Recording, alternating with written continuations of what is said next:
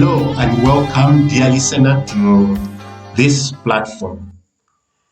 This is the place where we want to learn how to examine the Bible thoroughly with an open mind.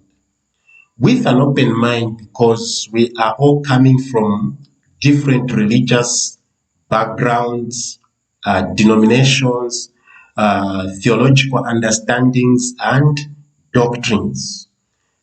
On this platform, we are not going to focus on discussing on things like doctrine or theological issues. No, this platform is only meant to help us acquire tools that can help us understand the Bible for ourselves or on our own in our time of study. So in this presentation today, we'll just look at what the Bible is as a way of introduction. So, what is the Bible? So, the word Bible comes from the word ta Biblia, and it means books. Therefore, rather than a book, which is biblion, singular. So when you say book in the Greek, it's the word biblion, the singular. Then when you say ta Biblia, that's the plural for book. Okay, so rather than a book, the Bible is a collection or library of books. Why? Because we're using the word used there is ta Biblia and not biblion. Therefore, the Bible is a library or collection of books that reveal God unto the intended recipients. So in these books, what you see is the revelation of who God is unto the people whosoever it was written to. The Bible, or the books of the Bible, were not written to us. They were written to the recipients back thousands of years ago. So these books reveal God unto the intended recipients and how they were to respond to that revelation of who God is. So like the Old Testament books, these are mostly seen as books that contain God's revelation to the Israelites, okay? Because why? Those books in the Old Testament, for the most part, they were written to the children of Israel. While the New Testament books are seen as books that reveal the promised Messiah to the rest of the world, who is Jesus Christ. Okay, so what would be the right mindset for us to effectively understand the Bible? Having said what I've said concerning understanding the Bible as a library of books, we therefore should read Bible books as wholes, just like we do with letters, until we have understood what the general message is of whatever book we've decided to pick and study or read, okay? So I'm using the word letters because when you receive a letter, the reason I'm using the example of a letter is because when you receive a letter, you don't decide just to read maybe the introduction to it or the conclusion. You read the whole letter so that you can fully understand what is being communicated, whoever wrote that letter to you.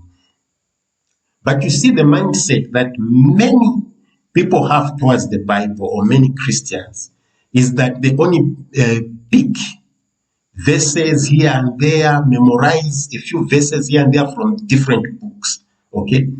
But what is being encouraged here is that mindset may not be helpful in you effectively understanding the books of the Bible.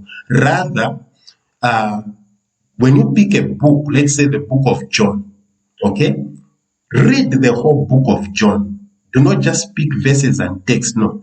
Read the whole book of John so that at least from a general perspective, you understand the general message of what the author was trying to communicate. As a matter of fact, in the olden times, when these books were written, especially like the letters in the New Testament, like the letters of the Apostle Paul, when those recipients, the churches received those letters were meant to be read in the assembly in totality from beginning to end in one setting or in one service. Okay, they never read those letters in portion and in bits and parts. No, when those letters were received, they were written as, or they were read as complete letters. Okay, so we must avoid this attitude of just picking different parts, just like we don't do with letters. Don't say, I'll just read one or two lines in this letter.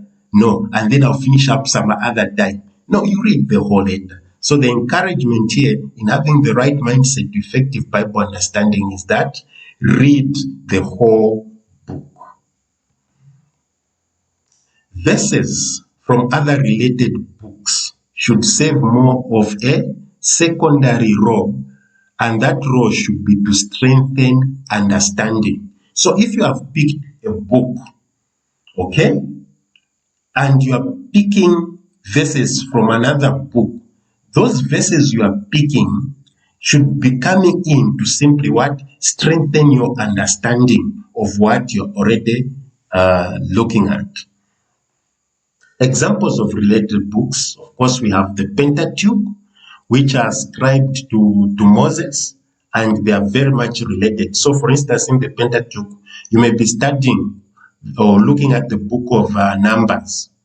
There may be information in the book of Exodus that could be helpful for you to understand or better understand the book of Numbers. Why? Because they are connected. There's a flow there. Okay, you move from Exodus into Numbers in terms of the journey of the children of Israel from Egypt into the wilderness to the land of promise. Okay, so there's a connection there. So it's possible that some of the material in the book of Exodus could be helpful in you understanding the book of Numbers. Other related books are Samuel, Kings, and Chronicles. These books are related. In fact, when you look at the Hebrew, the Bible that the Jews use in their religion of Judaism, you find that as we have First and Second Samuel, them is just Samuel. We have First and Second Kings, them is just Kings. We have First and Second Chronicles, them is just Chronicles. Other related books are Haggai and Zechariah, which were written in the same time frame of generation. We have the Synoptic Gospels. We say the Synoptic Gospels, by that we mean the first three biographies of Jesus, that is Matthew, Mark, and Luke, because they are related. Okay, then we also have the Pauline letters, and we also have Daniel and Revelation. So, for instance, for the Pauline letters, you are reading first or second, let's say Second Corinthians. The material in First Corinthians may be helpful for you to understand some of the things that Paul may be addressing in his second letter to the Corinthians in Second Corinthians. Or maybe you're looking at the Second Timothy. Okay, some of the material in First Timothy may be helpful for you to understand what Paul is saying in Second Timothy, or even the book of Philippians. Why? Because in the book of Philippians, Paul does mention Timothy. So it may be helpful for you to understand what Paul is communicating, let's say in Second Timothy. Okay, but let's say you're looking at the idea of faith in the book of Ephesians. Okay, and also James is talking about faith, and you are trying to connect what James is saying in terms of faith and what Paul is saying. They may not mean the same thing. So just because you have the word faith or belief in the book of James, it may not mean the same thing as what Paul is trying to communicate in the book of Ephesians. So there may not be a relationship there. But many times people just get words from this book and another book because they are similar words or they are the same word. So they think it means exactly the same thing. What the author had in mind when communicating in one book, it may be very different from what the other author may be communicating to his audience in another book. All right. So to this end, I would like to say thanks and stay blessed.